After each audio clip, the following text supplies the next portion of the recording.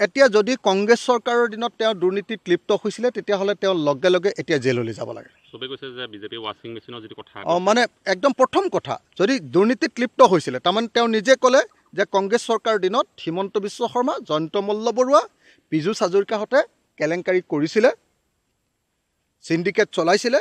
হিমন্ত বিশ্ব শৰ্মাৰ নেতৃত্বত চলা যি চিণ্ডিকেট ৰাজ, কংগ্ৰেছৰ দিনত চলি থকা চিণ্ডিকেট ৰাজ, তাৰে দ্বিতীয় সংস্কৰণ হ'ল বিজেপিৰ দিনত চলি থকা এতিয়া দুৰ্নীতি আৰু চিণ্ডিকেট ৰাজ। এইটো এবাৰ প্ৰমাণিত হ'ল। এতিয়া এই প্ৰমাণ হোৱাৰ পাছত আচলতে মন্ত্ৰীসভাৰ পৰা মন্ত্ৰীজনক বৰ্খাস্ত কৰিব লাগে নে নাই? কিন্তু কৰিব জানো? নকৰে। কাৰণ সেই মন্ত্ৰীজনৰ গুৰুজন হ'ল, আচল চিণ্ডিকেট মাষ্টৰজনে হ'ল হিমন্ত বিশ্ব শৰ্মা। যিহেতু হিমন্ত বিশ্ব শৰ্মা গোটেই এই পীযুষ হাজৰিকা বা জয়ন্ত মল্লৰ গুৰু, গতিকে হিমন্ত বিশ্ব শৰ্মাই পীযুষ হাজৰিকাক কেতিয়াও বৰ্খাস্ত নকৰে, জয়ন্ত মল্লবৰুৱাক কেতিয়াও বৰ্খাস্ত নকৰে। গতিকে অতি সোনকালে মই বৰ্খাস্ত কৰিবৰ কাৰণে দাবী জনাইছোঁ।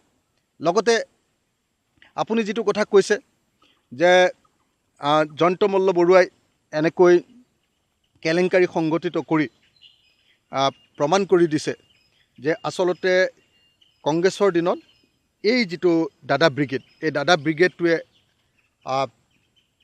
কংগ্ৰেছ ৰাজত্ব কালৰ পৰা, কাৰ শাসনৰ পৰা মই নাজানো, কংগ্ৰেছৰ শাসনৰ কালৰ পৰাই যে আচলতে এই কেলেংকাৰী সংগঠিত কৰি আহিছে এইটো প্ৰমাণিত হ'ল। আৰু এই প্ৰমাণ হোৱাৰ কাৰণে মই ভাবোঁ যে জয়ন্ত মল্লক গ্ৰেপ্তাৰ কৰিব লাগে। গ্ৰেপ্তাৰ, তেওঁ নিজে স্বীকাৰ কৰি দিছে যে মই এই কেলেংকাৰী কৰাটো হয়।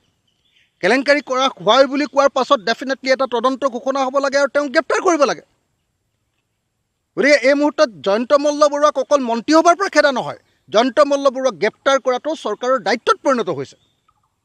মই অতি সোনকালে অসমৰ মুখ্যমন্ত্ৰীক জয়ন্ত মল্লবৰুৱাক গ্ৰেপ্তাৰ কৰিবৰ কাৰণে দাবী উত্থাপন কৰিছোঁ।